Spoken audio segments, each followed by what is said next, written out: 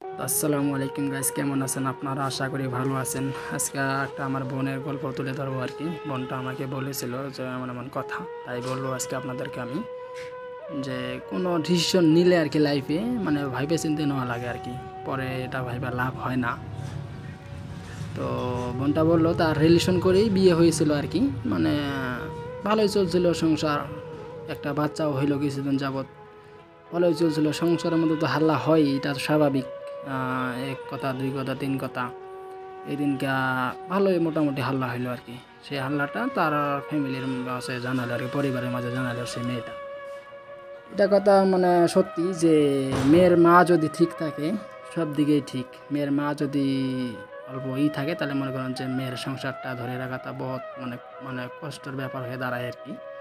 তো মেয়ের মাটা বললো যে তুই বাড়ি চলে আয়, কী হবে পরে দেখা যাবে, তুই চলে আয়। তো এক কথা দুই কথা তিন কথা, একদিন হঠাৎ তার ডিভোর্স হয়ে গেলো আর কি। ডিভোর্সের পরে বাড়িতে গেল। বাড়িতে যাওয়ার পরে একদিন দুই দিন চার দিন এক মাস দুই মাস পরে নানান কথা আর কি, নানান ধরনের কথা। তো এটাই বাস্তব যে মেয়ের যতদিন বিয়ে হয় নাই ততদিন আর কি বাবার বাড়িটা মনে করেন যে জান্নাতের মতনই থাকে। কিন্তু বিয়ের পরে বাবার বাড়িটা এক সপ্তাহ দুই সপ্তাহ এক মাস পরে মানে জাহান্নামের মতন হয়ে দাঁড়ায় আর কি, এমন হয় আর কি। তা নানান কত মানে কথা শুনে আর কি ওখানে রয় আর কি সে। তারপরে একদিন হঠাৎ করে আরেক জায়গায় বিয়ে হয়ে যায় আর কি। তো বিয়ের পরে মানে এক মাস দুই মাস ভালোই চলছিল। তারপরে তার হাজব্যান্ডটা, দ্বিতীয় হাজব্যান্ডটা তাকে বলে তুমি তো ভালোই, তো তুমি তো চলন ফেরন তো ভালোই, তোমার তোমার ডিভোর্স হইলো কেন? তো মেয়েটা তখন চুপচাপ কিছুই বলে না আর কি, মনে মনে বলে যে যদি আমি এই ধৈর্যটা আর কি আগে ধরতাম তাহলে বা আমার সংসারটা আগে মানে ভালো মতন চলে যেত আর কি। মানে এখন তো আর পস্তায় লাভ নাই।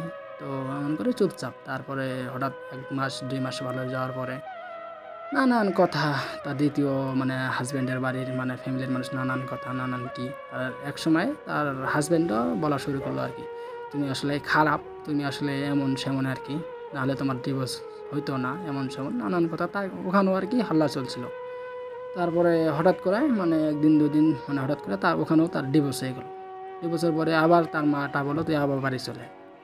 তো আবার বাড়িতে আসলো। তো বাড়িতে আসার পরে আবার এক মাস পরে আবার মনে করেন যে আমার নানান কথা আবার কি মানে এমন কথা হয়ে দাঁড়াইছে আর কি, মানে মনে করেন যে সে কিছু বলতেও পারতেছে না, মানে কিছু মানে চুপচাপও মানে থাকতে পারতেছে না, এমন হয়ে দাঁড়াইছে আর কি। তা তখন মেয়েটা ভাবলো আর কি যে যদি দুনিয়ার সব কিছু দিয়ে হলেও আমি তাকে আরও ফিরিয়ে পাইতাম, মানে প্রথম স্বামীটাকে আর কি। এটাই বাস্তব যে প্রথম স্বামী বা প্রথম বিয়ের মতন কোনো সময় বিয়ে হয় না আর কি। তো এটাই আমি মানে বন্ধুদেরকে বলবো যে কোনো ডিসিশন নেওয়ার আগে আর কি অল্প ভাইবা দেখবেন। কারণ এটা কথা বাস্তব যে বুঝিয়া শুনিয়া করিও কাজ করিয়া ভাবিও না। তো এটাই মানে ভাববেন অল্প কোনো ডিসিশন নেওয়ার আগে। তো আমার কথাটা আজকে এতটুকুই যে লাইফে বিয়ে একবারই হয় আর কি, দ্বিতীয়বার কিন্তু বিয়ে হয় না। ওটা বিয়ে হলেও মানে ওটা মানে মনের মতন হয় না আর কি। তো আজকের গল্পটা আর কি কেমন লাগলো, বোনটা আমাকে বলছে তাই বললাম। তো আশা করি ভালো লাগলে কমেন্ট করে জানাবেন। আর ইউটিউব থেকে দেখলে একটা সাবস্ক্রাইব করে দেবেন, ফেসবুক থেকে দেখলে একটা ফলো দিয়ে যাবেন প্লিজ, অল্প সাপোর্ট করবেন। তো সামনে আরও ভালো কিছু নেব।